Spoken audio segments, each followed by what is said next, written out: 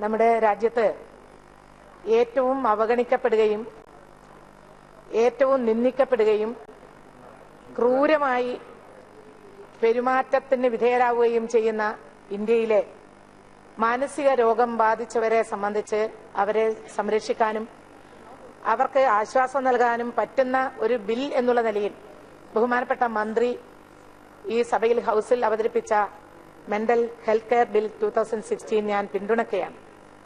പക്ഷെ അതേസമയം കുറെ കൂടി കാര്യങ്ങൾ ഈ ബില്ലിൽ ഉൾക്കൊള്ളിച്ചുകൊണ്ട് ഇന്ത്യയിലെ മാനസിക രോഗം ബാധിച്ചിട്ടുള്ള നമ്മുടെ സഹോദരങ്ങളുടെ മുഴുവൻ സംരക്ഷണവും രാജ്യം ഭരിക്കുന്ന സർക്കാരിന്റെ ഉത്തരവാദിത്വമാണെന്ന് കണ്ട് അത് ഏറ്റെടുക്കുന്നതിനുകൂടി കഴിയത്തക്ക വിധത്തിൽ അതിനാവശ്യമായിട്ടുള്ള ഫൈനാൻസ് ഉൾപ്പെടുത്തിക്കൊണ്ടുള്ള ഒരു ബില്ലായിരിക്കണം ഇത് എന്നാണ് എന്റെ അഭ്യർത്ഥന. സർ, നമ്മുടെ രാജ്യത്ത് സാധാരണ നമ്മൾ പറയാറുണ്ട് ശാരീരികമായ ആരോഗ്യം അതുപോലെ മാനസികമായ ആരോഗ്യം രണ്ടും വളരെ പ്രധാനപ്പെട്ടതാണ്. മാനസികമായ ആരോഗ്യം ഉള്ളിടത്ത് ശാരീരികമായ ആരോഗ്യവും ഉണ്ടായിരിക്കും. പക്ഷെ ഇവിടെ ശാരീരികമായ ആരോഗ്യം ഉള്ളവർക്ക് പോലും പലവിധ കാരണങ്ങളാൽ, അത് സാമൂഹ്യമാവാം, സാമ്പത്തികമാവാം, കുടുംബപരമായിട്ടുള്ള വിഷമങ്ങളാവാം, തൊഴിൽപരമായിട്ടുള്ള പ്രശ്നങ്ങളാവാം, അല്ലെങ്കിൽ സഹപ്രവർത്തകരിൽ നിന്നുള്ള മോശമായ പെരുമാറ്റത്തിന്റെ ഫലമായിട്ടാവാം. ഇപ്പൊ ഈ അടുത്ത കാലത്ത് പ്രത്യേകിച്ചും ഈ ആധുനിക കാലഘട്ടത്തിൽ കുട്ടികൾക്കിടയിൽ വളരെയേറെ വർദ്ധിച്ചുകൊണ്ടിരിക്കുന്ന മാനസിക പ്രയാസങ്ങൾ, അത് വളർന്നു വന്ന് മാനസിക രോഗം ബാധിക്കുന്നതാവാം. അങ്ങനെ പല കാരണങ്ങളാൽ നമ്മുടെ രാജ്യത്ത് നിരവധി ആളുകൾക്ക് ഈ രോഗം, മാനസികമായ രോഗം ബാധിച്ച് വിഷമകരമായ ഒരു സാഹചര്യത്തിലൂടെ പോകുമ്പോഴാണ് അവരുടെ അവകാശങ്ങൾ മനസ്സിലാക്കിക്കൊണ്ട് ആ അവകാശങ്ങൾ അംഗീകരിച്ചു കൊടുക്കുന്നതിന് ആവശ്യമായിട്ടുള്ള ഒരു ബില്ലെന്നുള്ള നിലയിൽ നമ്മുടെ പാർലമെന്റ് ഇത് പാസാക്കുന്നതിന് വേണ്ടി മുന്നോട്ട് വന്നിട്ടുള്ളത്. സർ, നമ്മുടെ രാജ്യത്തെ സംബന്ധിച്ച് ഇത്രയും വർഷത്തിന് ശേഷവും ഇങ്ങനെ അവരുടെ അവകാശത്തെ സംബന്ധിച്ച് നമ്മൾ ആലോചിക്കുന്നതിന് വേണ്ടി പോലും കഴിയുന്നത് ഐക്യരാഷ്ട്രസഭ മാനസികാരോഗ്യം ഇല്ലാത്തവരുടെ അവകാശങ്ങളെ സംബന്ധിച്ച ഒരു കൺവെൻഷൻ നടത്തി കഴിഞ്ഞതിന് ശേഷമാണ് നമ്മൾ അതിനെക്കുറിച്ച് ആലോചിക്കുന്നത്. നമ്മൾ വളരെ വൈകിപ്പോയി സർ. എങ്കിലും വൈകിപ്പോയെങ്കിൽ പോലും അവരുടെ സംരക്ഷണത്തിന് ഉതകുമെങ്കിൽ തീർച്ചയായും നമുക്ക് ഇതിനെ ശ്ലാഘിക്കേണ്ടിയിരിക്കുന്നു.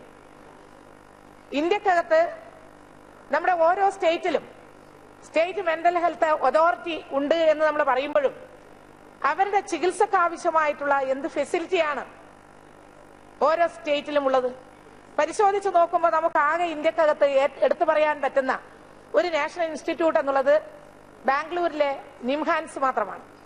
മറ്റ് സ്റ്റേറ്റുകളിലെല്ലാം വളരെ വളരെ പരിമിതമായ ചികിത്സാ സൗകര്യം മാത്രമേ ഉള്ളൂ സർ.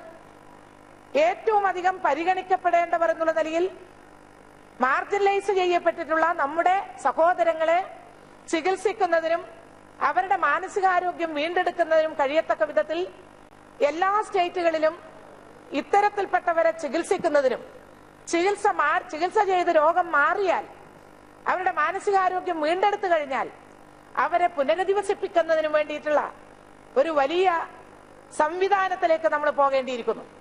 സർ, ഈ രോഗം ബാധിച്ചു കഴിഞ്ഞാൽ അവർ കുടുംബത്തിൽ നാട്ടി ഓടിക്കപ്പെടുന്നു, ആശുപത്രിയിലെത്തിയാൽ അവർ പരിഹസിക്കപ്പെടുന്നു, ആശുപത്രിയിൽ തന്നെ ഡോക്ടർമാരുടെ ഏറ്റവും നല്ല പരിഗണന ലഭിച്ചു എന്ന് വരുന്നില്ല, അതിനുള്ള കാശ് ഇല്ലാത്തവർക്കാണെങ്കിൽ ഒട്ടുമില്ല.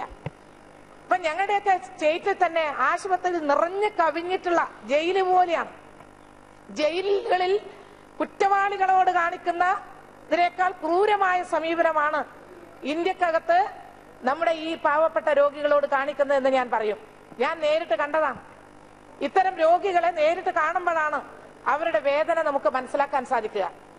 സർ, അവർക്ക് അവരുടെ അവകാശം, അവർക്ക് ജീവിക്കാനുള്ള അവകാശം, അവർക്ക് തൊഴിലെടുക്കാനുള്ള അവകാശം, അവർക്ക് കുടുംബത്തോടൊപ്പം ജീവിക്കാനുള്ള അവകാശം അംഗീകരിച്ചു കൊടുക്കാൻ സമൂഹം തയ്യാറാവുന്നില്ല.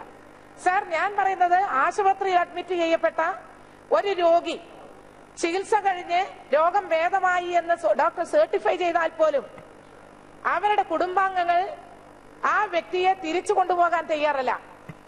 നേരെ മറിച്ച് ശാരീരികമായ രോഗം വന്നാൽ രോഗം മാറി തിരിച്ചു കൊണ്ടുപോകാൻ എല്ലാവരും തയ്യാറാണ്. മാനസികാരോഗ്യം ആരോഗ്യം നഷ്ടപ്പെട്ട ഒരാൾക്ക് ചികിത്സ കിട്ടി ഭേദമായാൽ ആരും അച്ഛനോട് സ്വീകരിക്കാൻ തയ്യാറില്ല, അമ്മ സ്വീകരിക്കാൻ തയ്യാറില്ല, മക്കൾ സ്വീകരിക്കാൻ തയ്യാറില്ല, ഭാര്യ സ്വീകരിക്കാൻ തയ്യാറില്ല. ഈ രോഗം മാറി ശരിയായിട്ടുള്ള ഒരു മനുഷ്യനായിട്ട് ജീവിക്കുമ്പോഴും അവർ മറ്റ് മാനസിക രോഗികളോടൊപ്പം കഴിയേണ്ടി വരുന്ന സ്ഥിതി നമ്മുടെ സമൂഹത്തിലുണ്ട്. അതുകൊണ്ട് എന്റെ ഒരു റിക്വസ്റ്റ് എന്ന് പറയുന്നത്, ഇന്ത്യക്കകത്ത് ഓരോ സ്റ്റേറ്റിലും മെന്റൽ ഹെൽത്ത് അതോറിറ്റി വളരെ സജീവമായിട്ട് പ്രവർത്തിക്കുന്നുണ്ട് എന്ന് നമ്മൾ പറയുന്നുണ്ട്. ഇത്തരത്തിലുള്ള രോഗികളെ കണ്ടെത്തി അവരെ പുനരധിവസിപ്പിക്കാൻ കഴിയത്തക്ക വിധത്തിൽ, അവർക്ക് നല്ല തൊഴിൽ കൊടുക്കാൻ തക്ക വിധത്തിൽ, അതോടൊപ്പം അവർക്ക് ജീവിക്കാനുള്ള ഒരു പെൻഷൻ, നമ്മൾ മറ്റു പലർക്കും ഡിസേബിൾഡ് ആയിട്ടുള്ളവർക്ക് പെൻഷൻ കൊടുക്കുന്നുണ്ട്. സെൻട്രൽ ഗവൺമെന്റിന്റെ പെൻഷനുണ്ട്, സ്റ്റേറ്റ് ഗവൺമെന്റിന്റെ പെൻഷനുണ്ട്.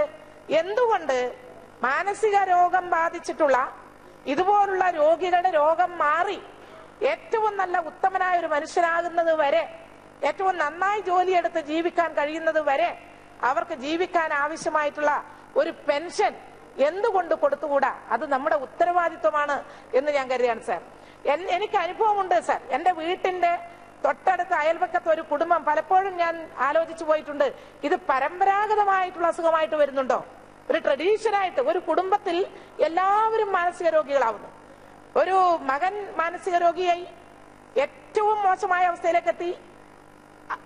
മറ്റൊരു സഹോദരനായി, സഹോദരിയായി, 3 മക്കളും മാനസിക രോഗികളായി ആശുപത്രിയിൽ അഡ്മിറ്റ് ചെയ്യപ്പെട്ടു. അവസാനം അച്ഛനും അമ്മക്കും, അങ്ങനെ ഒരു കുടുംബം മുഴുവനും അകാലത്തിൽ മരിച്ചു പോയിട്ടുള്ള ഒരു കുടുംബത്തെ ഞാൻ ഓർക്കുകയാണ് സാർ. ചിലപ്പോ അങ്ങനെയും വരാം. എന്നാൽ അതേ സമയത്ത് സാമൂഹ്യമായിട്ടുണ്ടാവുന്ന ഈ കാലഘട്ടത്തിന്റെ പ്രത്യേകതകൾ നേരത്തെ എന്റെ പ്രിയ സഹോദരി ശ്രീമതി സുപ്രിയ സുലെ പറഞ്ഞതുപോലെ, ഈ കാലഘട്ടത്തെ ചെറിയ കുട്ടികളുടെ കയ്യിലേക്ക് ചരസും കഞ്ചാവും എല്ലാ തരത്തിലുള്ള മാരകമായ ലഹരി പദാർത്ഥങ്ങളും എത്തിച്ചേരാൻ ഇടയുന്ന സാഹചര്യമുണ്ട് സാർ. സാർ ഒരു 5 മിനിറ്റ് സാർ, 5 മിനിറ്റ്സ്. അത്തരം സാഹചര്യത്തിൽ നമ്മുടെ കുട്ടികളുടെ ഒരു മാനസികമായ സാർ കുട്ടികളുടെ മാനസികമായ അവസ്ഥയെ തന്നെ ചോദ്യം ചെയ്യുന്ന, അവരുടെ മാനസികാരോഗ്യം അവർക്ക് നഷ്ടപ്പെടുന്ന വിധത്തിലേക്കാണ് കാര്യങ്ങൾ പോകുന്നത്. എന്തുകൊണ്ടാണ് സാർ കുട്ടികൾ ആത്മഹത്യ ചെയ്യുന്നത്? 8ഉം 10ഉം വയസ്സുള്ള കുട്ടികൾ പോലും ഏതെങ്കിലും കിട്ടിയ മരുന്ന് ഉപയോഗിച്ച് ആത്മഹത്യ ചെയ്യുന്നു. ചിലർക്ക് വിഷാദരോഗം വരുന്നു. ആരാണ് ഈ വിഷാദരോഗത്തിന് കാരണം? സാർ, ഇത് ഈ സമൂഹമാണ് സാർ. ഈ സമൂഹത്തിന്റെ സൃഷ്ടിയാണ്. കുട്ടികൾ ആത്മഹത്യ ചെയ്യാൻ ഒരിക്കലും തയ്യാറാവില്ല. ചെറുപ്പക്കാർ ആത്മഹത്യ ചെയ്യില്ല. പക്ഷെ എന്തുകൊണ്ട്? കടബാധ്യത മൂലം വരുന്നുണ്ടാവാം.